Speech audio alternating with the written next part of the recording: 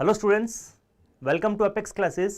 मैं अविनाश पारिक स्वागत करता हूं आपका एपेक्स क्लासेस के डिजिटल मंच पर। जितने भी लोग हमारे साथ में जुड़ चुके हैं सभी लोगों का स्वागत है। कल वाली क्लास के अंदर हमने स्टूडेंट्स देखा था प्रॉपर्टीज ऑफ चार्जेस के बारे में, मीन्स आवेशों के क्या क्या गुणधर्म होते हैं उनके बारे में अध्ययन किया था। उसके बाद में हमने मेथड ऑफ चार्जिंग मीन्स आवेशन की विधियों के बारे में अध्ययन किया था। प्रॉपर्टीज ऑफ चार्जेस में हमने क्या क्या देखा था, लाइक चार्जेस एक दूसरे को रिपेल करते हैं, अनलाइक चार्जेस एक दूसरे को अट्रैक्ट करते हैं। मीन्स सजातीय आवेश एक दूसरे को प्रतिकर्षित करते हैं और विजातीय आवेश एक दूसरे को आकर्षित करते हैं। इस प्रकार से हमने कंजर्वेशन ऑफ चार्ज के बारे में देखा था, आवेशों के संरक्षण के बारे में देखा था, इनवेरियंस ऑफ चार्ज मीन्स आवेशों की अनिश्चितता के बारे में देखा था, एडिटिविटी ऑफ चार्ज मीन्स आवेशों की योज्यता के बारे में देखा था, क्वांटाइजेशन ऑफ चार्ज मीन्स आवेशों के क्वांटीकरण के बारे में अध्ययन किया था। तो ये सारी की सारी प्रॉपर्टीज हमने कल वाली क्लास के अंदर देखी थी और इससे रिलेटेड जितने भी न्यूमेरिकल थे जो आपके बोर्ड एग्जाम में या फिर कॉम्पिटिटिव एग्जाम में पूछे जाते हैं उनके बारे में हमने अध्ययन किया था। इसके बाद में हमने मेथड ऑफ चार्जिंग मीन्स आवेशन की विधियों के बारे में अध्ययन किया था। किस किस प्रकार से हम वस्तुओं को आवेशित कर सकते हैं, मीन्स घर्षण के द्वारा, चालन या फिर स्पर्श द्वारा या फिर प्रेरण के द्वारा, means by friction, bye conduction और बाई इंडक्शन के द्वारा हमने देखा था। इसके बाद में हमने स्टूडेंट्स देखा था कि मीन्स किसी भी बॉडी पर प्रेजेंस ऑफ चार्ज फाउंड करने के लिए हमने एक एपरेटस देखा था, that is gold leaf electroscope means स्वर्ण पत्र विद्युतदर्शी के बारे में अध्ययन किया था कि किस प्रकार से हम स्वर्ण पत्र विद्युतदर्शी से किसी भी वस्तु पर आवेश की मात्रा या फिर आवेश उपस्थित है या नहीं है इसके बारे में अध्ययन करते हैं, उसका पता लगाते हैं। आज की क्लास को हम कंटिन्यू करते हैं। अगर किसी ने पिछली वाली क्लास नहीं देखी है तो आप पिछली क्लासेस देखिए ताकि आगे की क्लास से हम लिंक हो सके। स्टूडेंट्स, आज की क्लास में हम पढ़ने वाले हैं कूलॉम्स लॉ। लास्ट क्लास में हमने देखा था कि मीन्स लाइक चार्जेस एक दूसरे को रिपेल करते हैं और अनलाइक चार्जेस एक दूसरे को अट्रैक्ट करते हैं। मीन्स सजातीय आवेश एक दूसरे को प्रतिकर्षित करते हैं और विजातीय आवेश एक दूसरे को आकर्षित करते हैं। तो ये किस अनुपात, किस मात्रा में एक दूसरे को प्रतिकर्षित या आकर्षित करते हैं, किस अमाउंट में वो एक दूसरे को रिपेल या फिर अट्रैक्ट करते हैं, तो इसके लिए 1785 में कूलॉम ने एक लॉ प्रतिपादित किया, एक नियम प्रतिपादित किया। तो आज की क्लास में हम कूलॉम के नियम के बारे में अध्ययन करने वाले हैं। कूलॉम के नियम के अध्ययन करने से पहले मैं आपको कुछ पॉइंट्स है वो बताने वाला हूं कि मीन्स एक हमारा कॉन्सेप्ट होता है पॉइंट चार्ज। क्या होता है पॉइंट चार्ज, इसके बारे में हम सबसे पहले अध्ययन करने वाले हैं। जितने भी लोग जुड़ चुके हैं वापस से सभी लोगों का स्वागत है। ज़्यादा से ज़्यादा वीडियो को शेयर कीजिए ताकि ज़्यादा से ज़्यादा लोगों तक हमारा वीडियो पहुंच सके। तो स्टार्ट करते हैं हम। मैं आपको एक कॉन्सेप्ट बताने वाला हूं पॉइंट चार्ज, दैट इज बिंदु आवेश क्या होता है।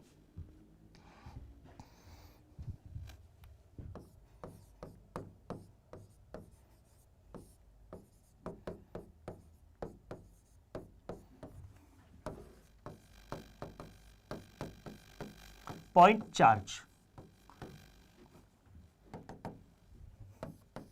स्टूडेंट, पॉइंट चार्ज हम किसे कहते हैं कि whenever two charged bodies having dimension is negligible compared to the distance between them is known as point charge। Means जब भी दो वस्तुएं जो कि आवेशित है उन दोनों की विमाएं उनके मध्य की दूरी की तुलना में बहुत ही ज्यादा नगण्य है, तो इस प्रकार की वस्तुओं को हम क्या कहते हैं, बिंदु आवेश कहते हैं। मीन्स दो हमारी वस्तुएं हैं, इस प्रकार से इनकी कुछ विमाएं होगी। अगर इनके मध्य की दूरी r बहुत ही ज्यादा है तो ये दोनों वस्तुएं कैसी कंसिडर की जाएगी, हमारी पॉइंट चार्ज या फिर बिंदु आवेश कंसिडर की जाएगी। बात करते हैं कूलॉम के नियम के बारे में। तो कूलॉम का नियम स्टूडेंट्स हमेशा पॉइंट चार्ज या फिर बिंदु आवेशों के लिए ही एप्लीकेबल होता है। तो अगेन मैं बताना चाहूंगा, बिंदु आवेश पॉइंट चार्ज किसे कहते हैं, the dimension of two charge bodies is negligible to compare their distance between them is known as point charge, बिंदु आवेश। यदि दो वस्तुओं की विमाएं उनके मध्य की दूरी की तुलना में बहुत ही नगण्य है, कम है, तो इस प्रकार की वस्तुओं को हम क्या कहते हैं, बिंदु आवेश वाली वस्तुएं बिंदु आवेश कहते हैं। स्टूडेंट्स, बात करते हैं हम इसके बाद में कूलॉम्स लॉ के ऊपर।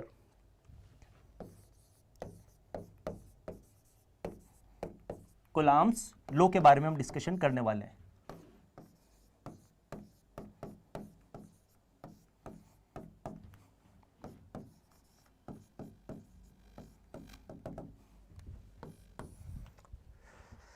देखिए स्टूडेंट्स, लास्ट क्लास में हमने देखा था कि सजातीय आवेश एक दूसरे को प्रतिकर्षित करते हैं और विजातीय आवेश एक दूसरे को आकर्षित करते हैं। मींस अनलाइक चार्ज एक दूसरे को अट्रैक्ट करते हैं और लाइक चार्ज एक दूसरे को रिपेल करते हैं। ये किस अमाउंट से अट्रैक्ट और रिपेल करते हैं, इसके लिए कुलाम ने एक लॉ प्रतिपादित किया, कुलाम ने एक नियम प्रतिपादित किया 1785 के अंदर।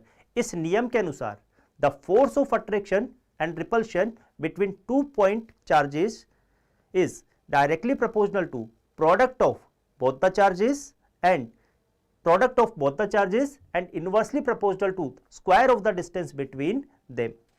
दो विरामावस्था में तथा बिंदु आवेशों के मध्य लगने वाला आकर्षण तथा प्रतिकर्षण प्रकार का बल दोनों आवेशों के गुणनफल के समानुपाती होता है तथा उनके मध्य की दूरी के वर्ग के व्युत्क्रमानुपाती होता है।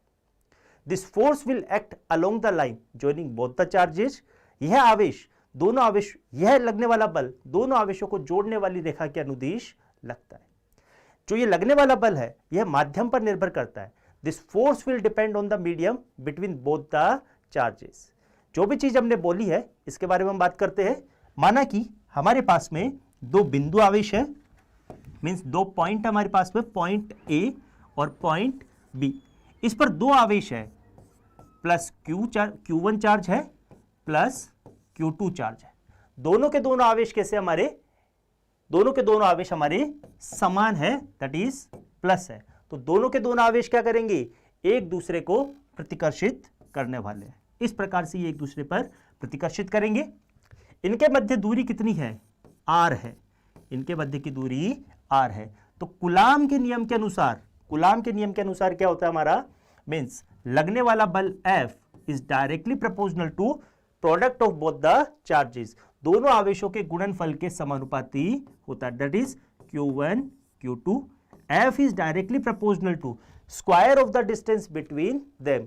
दोनों आवेशों के मध्य के दूरी के वर्ग के व्युत्क्रमानुपाती होता है, that is F is directly proportional to 1/r square. This force will act along the line joining both the charges. यह लगने वाला बल दोनों आवेशों को जोड़ने वाली रेखा के अनुदिश लगता है तथा यह बल हमेशा किस पर निर्भर करता है, दोनों आवेशों के मध्य उपस्थित माध्यम पर निर्भर करता है। तो इस प्रकार से हमारा ये कूलाम्स लॉ है। अगर मैं इनको एक साथ लिखता हूं, ये जो गिवन कंडीशन है इसको अगर मैं एक साथ लिखता हूं तो students F is directly proportional to Q1 Q2 upon r square होगा।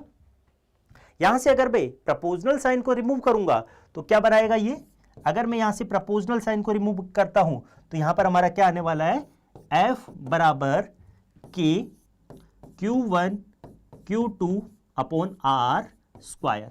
जहां पर K क्या हमारा, K हमारा प्रोपोर्शनल कांस्टेंट है। मींस इसको हम बोलते हैं, हमारा एक ये कांस्टेंट है, नियतांक है, इसको हम बोलते हैं कूलाम नियतांक या फिर इलेक्ट्रोस्टैटिक फोर्स कांस्टेंट, स्थिर वैद्युत नियतांक हम इसको बोलते हैं। नेक्स्ट स्लाइड पे मैं लेके आता हूं। यहां पर लगने वाला बल F बराबर कितना हो जाएगा हमारा, K Q1 Q2 upon r square. जहां पर K क्या हमारा कूलाम कांस्टेंट बोलते हैं इसको, या फिर इसको हम बोलते हैं electrostatic constant, electrostatic force constant. Hindi medium वालों के लिए मैं बताना चाहूंगा, इसको बोलते हैं स्थिर वैद्युत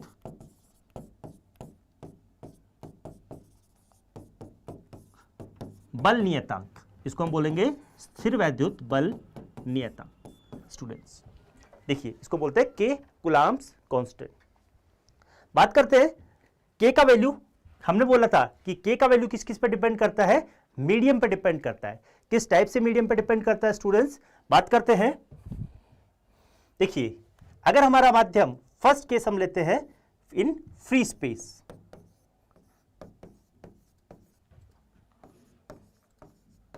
अगर मैं निर्वात के बारे में बात करूंगा,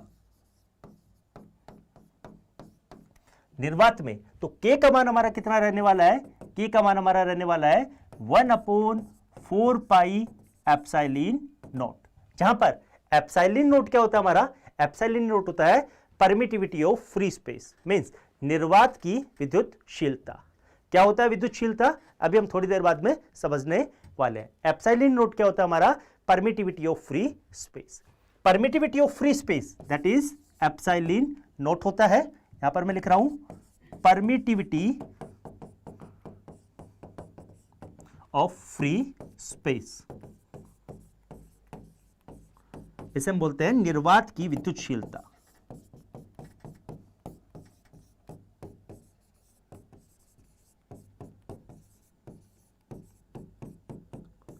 परमिटिविटी ऑफ फ्री स्पेस का वैल्यू कितना रहता है? 8.854 इंटू 10⁻⁻12।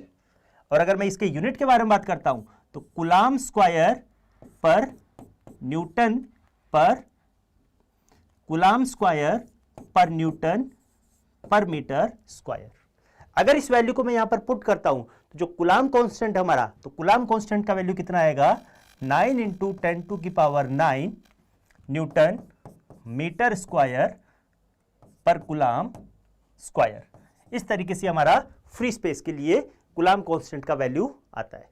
परमिटिविटी एप्सिलॉन नोट, हम क्या बोलते हैं इसको? फ्री स्पेस की परमिटिविटी या फिर निर्वात की विद्युतशीलता क्या होता है, अभी हम थोड़ी देर बाद में समझने वाले हैं। स्टूडेंट्स, अगर मैं बात करता हूं फ्री स्पेस में हमारा फोर्स कितना लगेगा, तो F बराबर F वैक्यूम के बारे में बात करते हैं, तो वैक्यूम में लगने वाला फोर्स कितना बनेगा? यहां से 1/4 pi epsilon naught Q1 Q2 upon R square. तो ये निर्वात में लगने वाला हमारा बल है, F निर्वात के अंदर। स्टूडेंट्स देखिए, अभी हमारा इन दोनों के मध्य माध्यम कैसा हमारा निर्वात है? वायु है। अगर यहीं पर ही मैं कोई माध्यम रख देता हूं, लाइक जैसे कि मैं वाटर रख देता हूं, पानी रख देता हूं, या फिर और कोई भी माध्यम मरकरी वगैरह इस तरीके से रख देता हूं, तो लगने वाला जो हमारा K है वो क्या रहेगा? इसके लिए हम बात करते हैं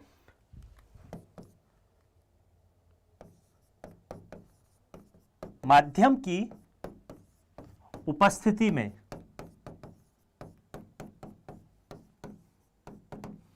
K का वैल्यू कितना हो जाएगा? 1/4 पाई एप्सिलॉन, जहां एप्सिलॉन क्या हमारा निरपेक्ष विद्युतशीलता या फिर परमिटिविटी ऑफ मीडियम।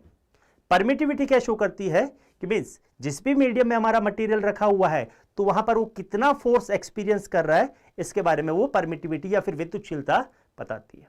सपोज हम बात करते हैं कि मींस हमारे पास में एक वस्तु है और एक ये दूसरी वस्तु है, यहां से हमने 100 न्यूटन का बल यहां पर भेजा है। अगर पूरा का पूरा बल यहां पर चला जाता है तो हम कहेंगे कि माध्यम ने उसमें किसी प्रकार का अवशोषण नहीं किया है। लेकिन अगर मैं यहां से 100 न्यूटन का बल भेजता हूं और यहां पर 60 न्यूटन का ही बल पहुंचता है, तो मींस माध्यम ने क्या किया है? 40 न्यूटन के बल को एब्जॉर्ब कर लिया है। हम कहते हैं कि जब भी मैं वायु या निर्वात के बारे में बात करता हूं तो निर्वात में हमारा अधिकतम बल पहुंचता है एक स्थान से दूसरे स्थान पर, लेकिन अगर निर्वात की जगह कोई माध्यम रख दिया जाता है तो वह बल क्या कर दिया जाता है? अवशोषित कर लिया जाता है। तो माध्यम के द्वारा इस प्रकार बल के अवशोषण करने की क्षमता को हम क्या कहते हैं? परमिटिविटी या फिर विद्युतशीलता। अगर मैंने यहां पर कोई माध्यम रखा है तो K का मान, कूलाम कांस्टेंट का मान कितना हो जाएगा? 1/4 पाई एप्सिलॉन। तो यहां से किसी माध्यम में बल निकालना चाहूंगा तो कितना बनेगा? F medium. F मीडियम कितना बनाएगा ये? 1/4 pi epsilon Q1 Q2 upon R square. तो ये हमारा मीडियम के लिए, अगर कोई मीडियम है तो जिसकी परमिटिविटी कितनी है? एप्सिलॉन है, जिसकी निरपेक्ष विद्युतशीलता कितनी है? एप्सिलॉन है, तो उसके लिए बल का मान कितना हो जाएगा? F मीडियम बराबर 1/4 pi epsilon Q1 Q2 upon R square. इतना बल हमारा यहां पर लगने वाला है।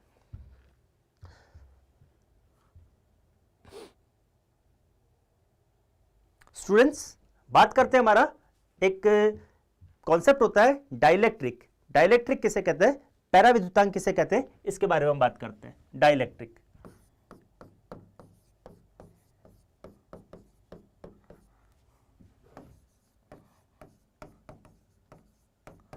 इसको हम बोलते हैं पैराविद्युतांक, या फिर इसे हम बोलते हैं रिलेटिव परमिटिविटी।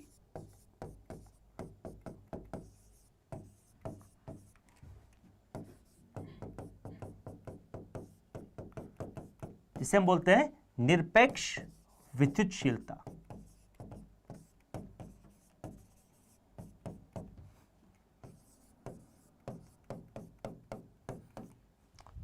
इसको हम एप्सिलॉन आर या फिर स्मॉल के से डिनोट करते हैं स्टूडेंट्स। देखिए, हमने देखा कि अगर मैं दो आवेश को कुछ दूरी पर रखता हूं और उन्हें अलग अलग माध्यमों में रखता हूं तो निर्वात के अंदर उन पर आपस में लगने वाला बल क्या रहेगा? अधिकतम रहेगा। अगर इसी माध्यम को मैं परिवर्तित कर देता हूं और अलग अलग माध्यम रखता हूं तो वहां पर लगने वाले बलों का मान क्या रहेगा? निर्वात की तुलना में कम रहेगा। तो हम कह सकते हैं कि माध्यम में अधिकतम बल लगता है और बाकी के माध्यमों में कम बल लगता है। तो किस अमाउंट से कम होता है उसको क्या कौन प्रदर्शित करता है? डाइलेक्ट्रिक कांस्टेंट या फिर निरपेक्ष विद्युतशीलता पराविद्युतांक द्वारा प्रदर्शित किया जाता है। अगर मैं मैथमेटिकल फॉर्मेट में बात करना चाहता हूं तो हमारा पराविद्युतांक को हम किस प्रकार से डिफाइन करते हैं? यह हमारा एक प्रकार का एक रेशियो रहता है, अनुपात रहता है, जिसमें निर्वात में लगने वाले बल तथा माध्यम में लगने वाले बलों का यह रेशियो रहता है। तो मैं लिख सकता हूं इसको epsilon R should be equal to F vacuum to F medium. Means निर्वात में लगने वाले बल तथा माध्यम में लगने वाले बलों का अनुपात हमारा क्या कहलाता है? पराविद्युतांक या फिर निरपेक्ष विद्युतशीलता। पुट करता हूं मैं स्टूडेंट्स। अभी थोड़ी देर पहले हमने देखा था कि माध्यम में फ्री स्पेस में लगने वाले बल का मान कितना रहेगा? 1/4 pi epsilon Q1 Q2 upon R square. और इसी तरीके से माध्यम में लगने वाले बल का मान कितना रहेगा? 1/4 pi epsilon Q1 Q2 upon R square. इन दोनों वैल्यूज को मैं वहां पर पुट करता हूं तो यहां से स्टूडेंट्स हम देखते हैं 1/4 पाई एप्सिलॉन नोट, वैक्यूम के लिए फ्री परमिटिविटी कितनी होती है? Epsilon naught Q1 Q2 upon R square. और अगर इन्हीं कोई समान दूरी पर उन्हीं आवेशों को अगर मैं रखता हूं किसी मीडियम में तो कितना आएगा?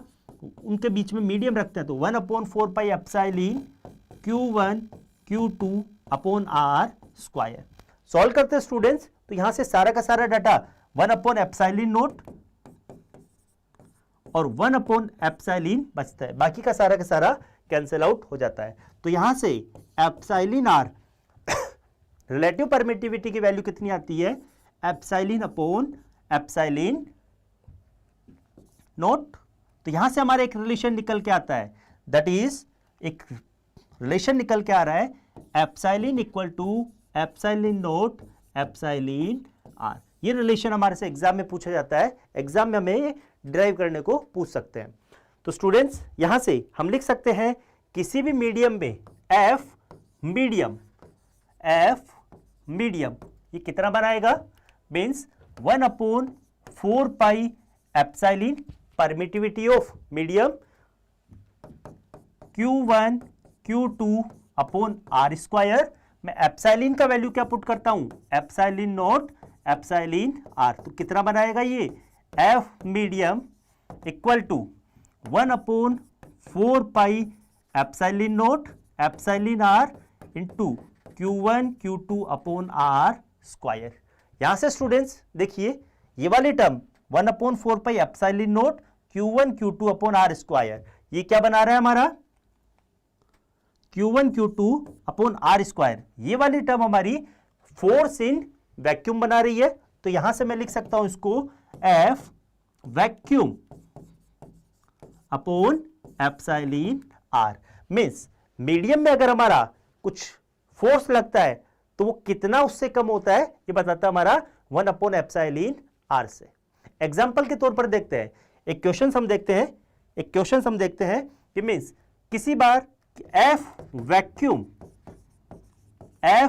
वैक्यूम हमारा कितना है? 320 न्यूटन है। अगर मैं उसको वाटर में रखता हूं, अगर इन्हीं दोनों चार्ज को मैं वाटर में रखता हूं जिसका डाइलेक्ट्रिक कांस्टेंट कितना है? 80 है, तो एफ वाटर कितना होगा? एफ वाटर हमसे पूछा है। तो स्टूडेंट्स इसका आंसर किस तरीके से हम देंगे? हमें पता है एक रिलेशन कि मींस एफ मीडियम क्या है हमारा यहां पर? Water equal to F vacuum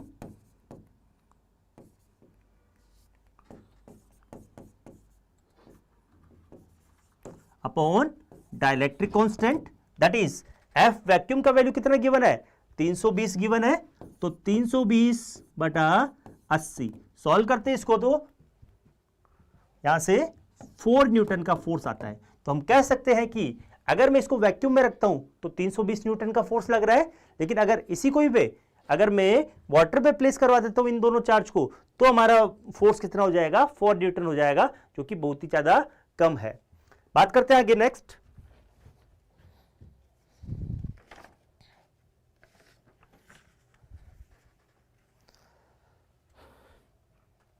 I hope आपको कूलाम्स लॉ के बारे में पता पड़ा होगा, आपने इसको अच्छे से समझा होगा। स्टूडेंट्स अब बात करते हैं इसी कूलाम्स लॉ का हम वेक्टर फॉर्मेट किस तरीके से बनता है क्योंकि लगने वाले बल हमारे कैसे होते हैं, बल हमारी एक वेक्टर क्वांटिटी है, यह हमारी सदिश राशि है जिसकी एक दिशा होती है। तो हम अब पढ़ने वाले हैं coulombs law in vector form. तो नेक्स्ट हेडिंग लगाते हैं हम coulombs law in vector form.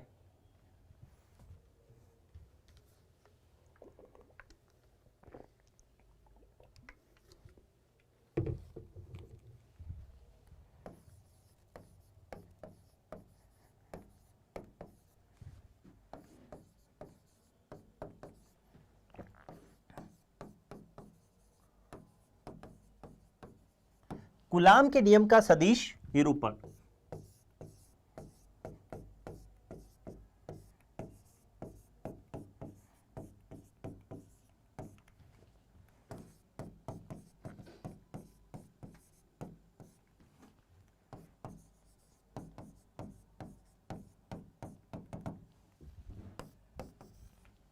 Coulomb के नियम का सदिश निरूपण क्या प्रदर्शित करता है,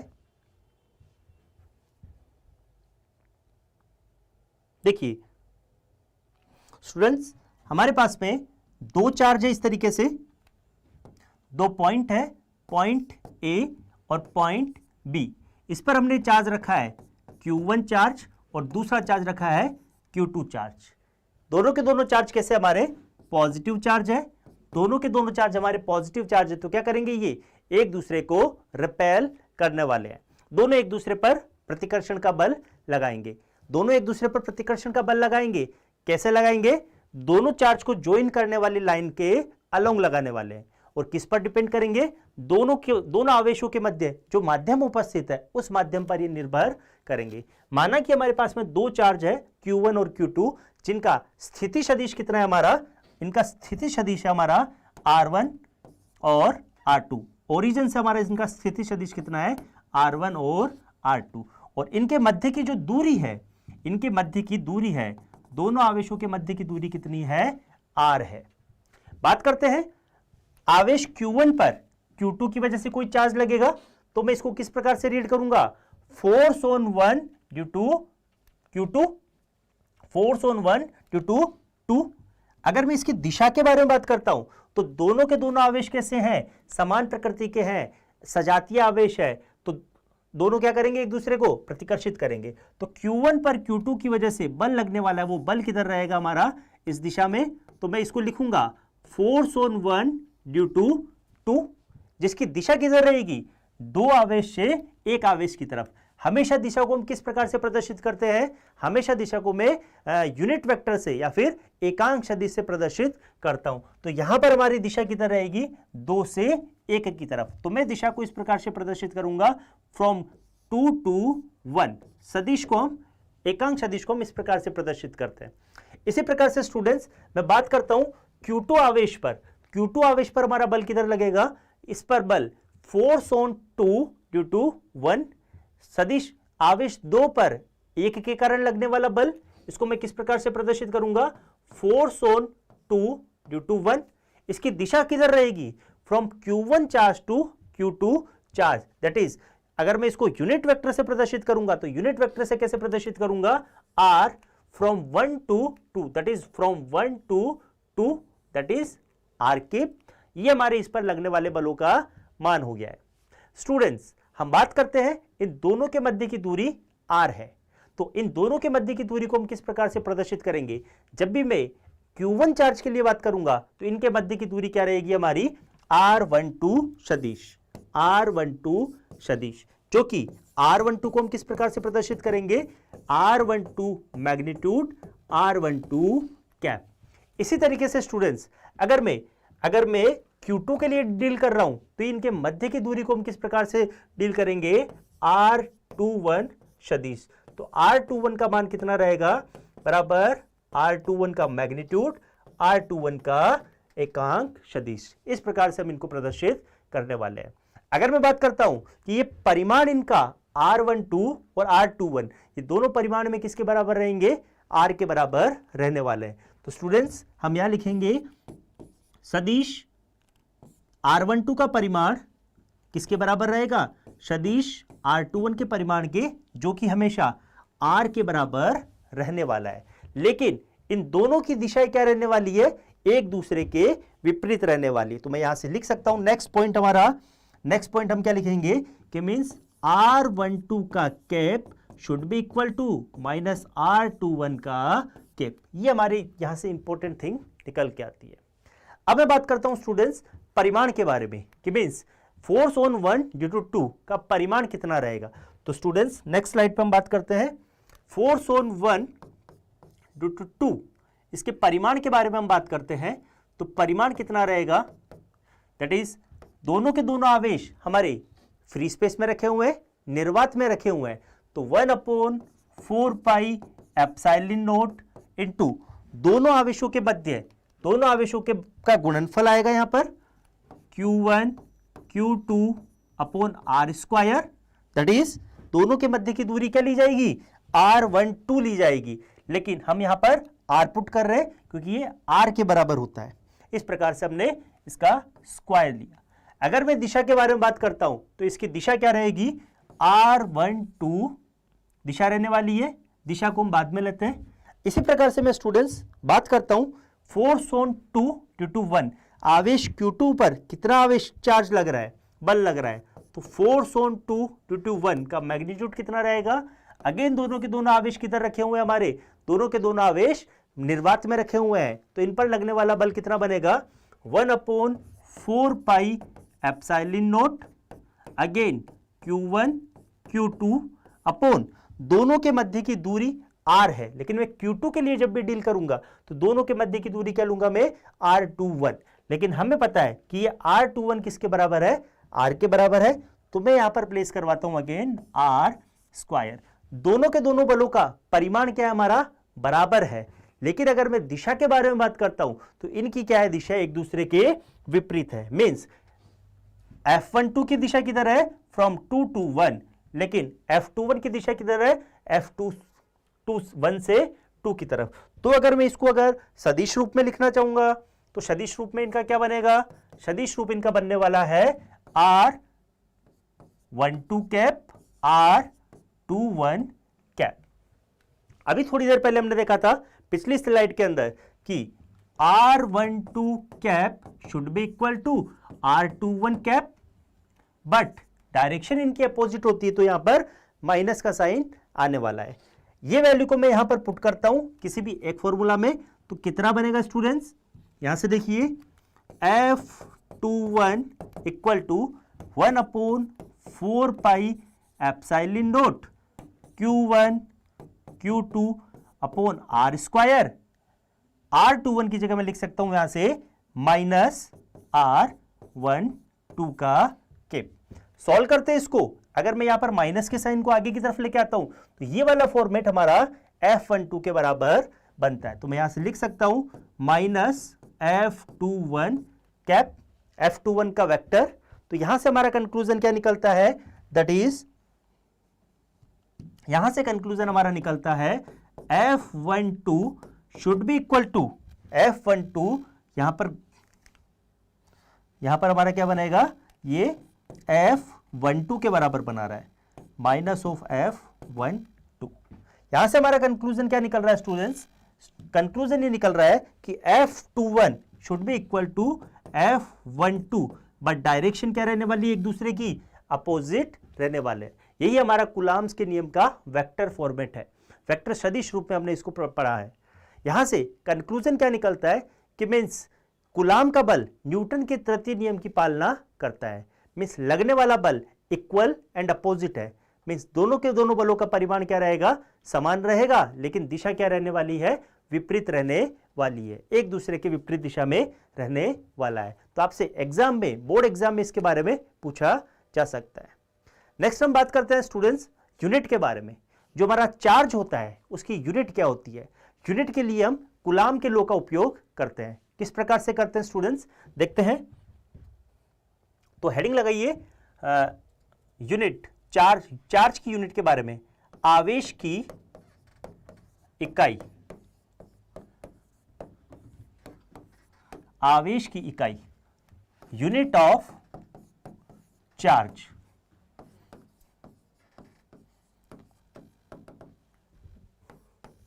स्टूडेंट्स हमने देखा कि अगर मैं दो आवेशों को निर्वात में रखता हूं तो उन पर लगने वाला बल हमारा किस प्रकार से दिया जाता है, F बराबर 1/4 pi epsilon naught Q1 Q2 upon R square. अगर ये दोनों के दोनों बल कहां, दोनों के दोनों आवेश हमारे निर्वात में रखे हुए हैं तो इन पर लगने वाला बल हमारा इस प्रकार से दिया जाता है। लेकिन जो कूलाम कांस्टेंट है इसका वैल्यू कितना हो जाता है, 9 × 10⁹ हो जाता है। तो मैं यहां पर पुट करता हूं इसको, F बराबर निर्वात में रखे हुए हैं तो 9 × 10⁹ into Q1 Q2 upon R square. Condition ये है स्टूडेंट्स कि अगर दोनों के दोनों चार्ज हमारे एक कूलाम के हो और दोनों को अगर 1 मीटर की दूरी पर रखा गया है तो हम लिख सकते हैं Q1 बराबर Q2 बराबर 1 कूलाम के। और स्टूडेंट्स हम R को अगर 1 मीटर लेते हैं ऐसा ही सिस्टम के अंदर, क्योंकि डिस्टेंस हमेशा किस में मेजर की जाती है, ऐसा सिस्टम में मीटर में, तो यहां से जो लगने वाला बल है उसका मान कितना आएगा, हमारा लगने वाले बल का मान आएगा F बराबर Q1 Q2 को हमने यूनिट लिया है और डिस्टेंस को भी हमने क्या लिया है, यूनिट लिया है। तो लगने वाला बल कितना बनने वाला है, 9 × 10⁹ न्यूटन का। तो यहां से क्या कंक्लूजन निकल रहा है स्टूडेंट्स, मीन्स अगर दो चार्ज, मीन्स अगर मैं एक कूलाम के दो चार्ज है उनको एक दूसरे से 1 मीटर पर डिस्प्लेस करवाता हूं, 1 मीटर की दूरी पर उनको रखता हूं, तो उनके मध्य अगर 9 × 10⁹ न्यूटन का अगर बल लगता है तो वो दोनों के दोनों आवेश कैसे रहेंगे, एक कूलाम आवेश रहने वाले। तो इस प्रकार से हम एक कूलाम आवेश की परिभाषा दे सकते हैं। तो ऐसा ही सिस्टम में चार्ज की यूनिट क्या रहती है, हमारी कूलाम रहने वाली है। बात करते हैं स्टूडेंट्स, अगर मैं सीजीएस सिस्टम में बात करता हूं, सीजीएस सिस्टम में अगर हम बात करते हैं तो इसकी यूनिट क्या बनेगी, तो अलग अलग सिस्टम में हमारी इसकी 2 यूनिट बनेगी। अगर मैं विद्युत क्षेत्र के बारे में बात करता हूं तो इसकी यूनिट कुछ और बनने वाली है। अगर मैं चुंबकीय क्षेत्र के बारे में बात करने वाला हूं तो इसकी सीजीएस सिस्टम में अलग यूनिट बनने वाली है। सबसे पहले मैं इसका इलेक्ट्रोस्टैटिक में बात करता हूं। तो फर्स्ट हमारा है सीजीएस सिस्टम में इलेक्ट्रोस्टैटिक यूनिट इसकी क्या बनने वाली है, इलेक्ट्रोस्टैटिक यूनिट। इलेक्ट्रोस्टैटिक इसकी यूनिट क्या बनेगी, हम कह सकते हैं इसकी स्थिर वैद्युत इकाई। स्थिर वैद्युत इकाई क्या बनने वाली है इसकी, तो स्टूडेंट इसकी स्थिर वैद्युत इकाई क्या बनेगी हमारी, ESU, that is electrostatic unit. Electrostatic unit को हम क्या बोलते हैं, इसका स्टेट कूलाम। इसको और दूसरे नाम से क्या जानते हैं, स्टेट कूलाम। और इसी स्टेट कूलाम को और दूसरे नाम से हम क्या जानते हैं, फ्रैंकलिन।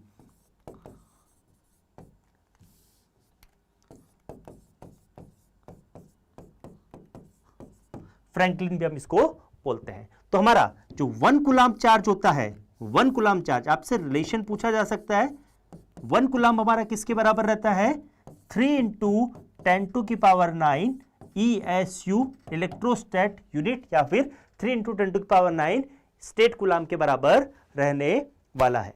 स्टूडेंट ये हमारी थी इलेक्ट्रोस्टैटिक यूनिट, स्थिर वैद्युत इकाई। सीजीएस सिस्टम में अगर मैं बात करना चाहूंगा इलेक्ट्रोमैग्नेटिक यूनिट के बारे में, तो इसकी इलेक्ट्रोमैग्नेटिक यूनिट क्या बनने वाली है स्टूडेंट्स, इसकी इलेक्ट्रोमैग्नेटिक यूनिट बनेगी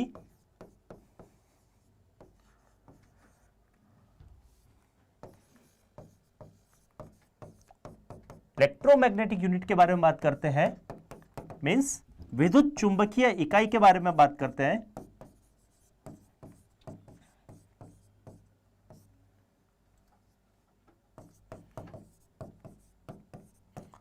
तो इसकी विद्युत चुंबकीय इकाई को हम किस प्रकार से प्रदर्शित करते हैं, EMU से प्रदर्शित करते हैं।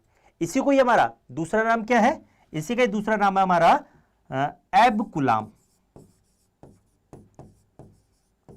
अगर बात करते हैं कि 1 कूलाम में कितना एब कूलाम होता है या कितना EMU होता है,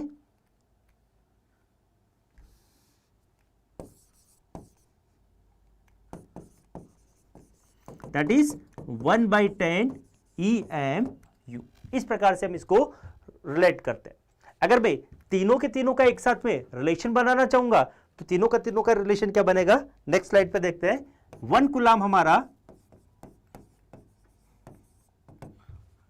3 × 10⁹ ESU that is state coulomb के बराबर रहता है या फिर फ्रैंकलिन के बराबर रहता है, और यही हमारा किसके बराबर रहेगा, 1/10 EMU के बराबर रहने वाला है।